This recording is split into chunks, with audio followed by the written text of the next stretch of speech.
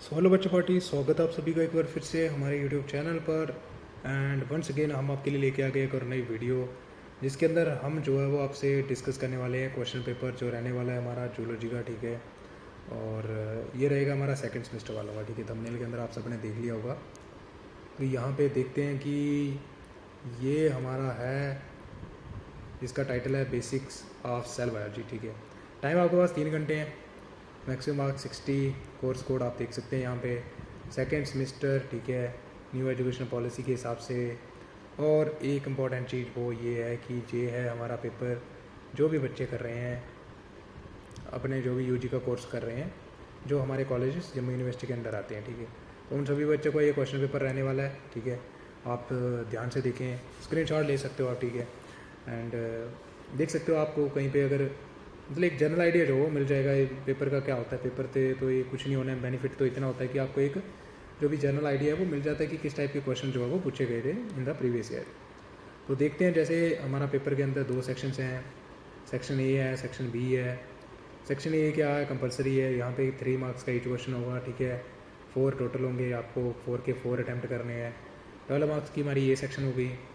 B section की बात करें तो यहाँ पे क्या होगा ना, 4 क्वेश्चन आपको अटैम्प्ट करने हैं, टोटल 8 आए होंगे। ठीक है, और मतलब हर यूनिट से 2 आए होंगे। ठीक है, और 1 फ्राम ईच यूनिट आपको अटैम्प्ट करना है। हर क्वेश्चन कैरी करेगा 12 मार्क्स। ठीक है, और टोटल हमारी ये सेक्शन होती है 48 मार्क्स। उसके बाद अगर हम बात करें तो सेक्शन ए, जैसे मैंने बताया आपको, सेक्शन ए कंपलसरी है, यहाँ पे आपको सारे करने हैं, और 3 मार्क्स का ईच था हमारा।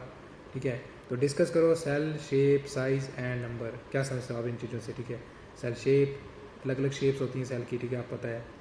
साइज़ कितना होता है, नंबर। ठीक है, फिर आपको बी पार्ट कहता है डिफरेंशिएट करना है between smooth and rough endoplasmic reticulum. ठीक है, तो आप मुझे कमेंट सेक्शन के अंदर बताओगे कि इनको स्मूथ और रफ़ क्यों बोलते हैं। ठीक है, स्मूथ को स्मूथ क्यों बोलते हैं, रफ़ को रफ़ क्यों बोलते हैं। और आपको पता है बेसिकली। ठीक है, क्योंकि रफ़ के ऊपर क्या होता है, राइबोसोम अटैच होते हैं, इसलिए ये है वो रफ एंडोप्लाज्मिक रेटिकुलम बोलते हैं इसको हम। ठीक है, उसके बाद क्या आता है हमारा कि आपको बताना है हेटेरोक्रोमैटिन क्या होता है। ठीक है, और फिर हमारा साइटोकाइनेसिस। ठीक है, तो ये आपको चारों को चारों अटैम्प्ट करने हैं। उसके बाद हमारी आ जाएगी सेक्शन बी। ठीक है, तो सेक्शन बी के अंदर यूनिट नंबर 1 से यहाँ पे 2 क्वेश्चन आए होंगे, आपको जो है वो ए करना है। पहला आ जाएगा कि एक्सप्लेन फ्लूइड मोज़ेक मॉडल जो है ना सेल मेम्ब्रेन का, आपको पता है। ठीक है, तो किसने दिया था ये भी आप मुझे कमेंट करके ज़रूर बताओगे। ठीक है, इसके साथ हमारी चॉइस आती है, कहता है discuss the ultra structure of eukaryotic cell in detail. ठीक है, उसके बाद आप मुझे कमेंट सेक्शन के अंदर बताओगे कि जो यूकैरियोटिक सेल होते हैं हमारे, इनके अंदर कौन सा राइबोसोम होता है। ठीक है, और जो राइबोसोम के साथ ऐसे लगा होता है ना 70S 80S ऐसे करके लगा होता है। ठीक है, इस S का मतलब क्या है, ये आप मुझे कमेंट करके ज़रूर बताओगे। ठीक है, इसके साथ हमारा यूनिट नंबर 2 आ जाएगा, यहाँ पे भी आपको 2 क्वेश्चन आए होंगे। ठीक है, यहाँ से आपको ये करना है। कहते हैं कि write an account on structure and chemical composition of mitochondria. ठीक है, mitochondria power house of the cell. ठीक है, तो इसका स्ट्रक्चर बताना है और इसकी कंपोजिशन क्या है ये आपको बताना है, कितनी लेयर्स होती हैं। ठीक है, क्रिस्टे, वो सारा आपको पता है।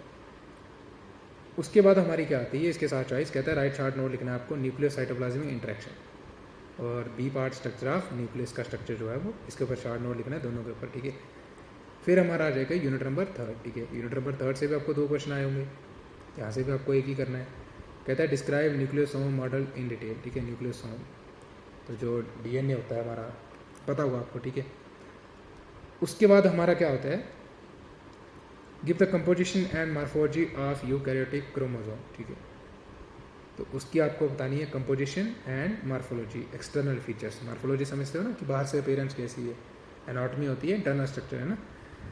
उसके बाद हमारा आ जाएगा यूनिट नंबर 4, यहाँ से भी आपको 2 क्वेश्चन आए होंगे।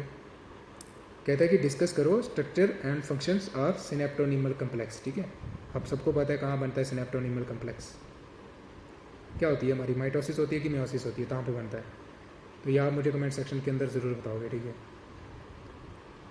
उसके बाद आप मुझे बताओगे कि जो माइटोसिस है उसको इक्वेशनल डिवीज़न क्यों कहते हैं, और मियोसिस को हम रिडक्शनल डिवीज़न क्यों कहते हैं, या आप मुझे इतना आंसर जरूर बताओगे। ठीक है, उसके बाद कहते हैं what do you mean by cell division से आप क्या समझते हो, ये कब होती है, और आपको डायग्राम बना के जो है वो डिस्कस करना है माइटोसिस और इसकी सिग्निफिकेंस, इसका क्या महत्व है ये आपको बताना है। ठीक है, माइटोसिस सोमैटिक सेल डिवीज़न होती है, मियोसिस हमारी जर्म सेल डिवीज़न होती है ना, सबको पता है आपको, ठीक है। एमाइटोसिस भी होती है, आप सबको पता होगा। माइटोसिस मियोसिस होती है, एक हमारी अलग से होती है जिसको बोलते हैं हम एमाइटोसिस,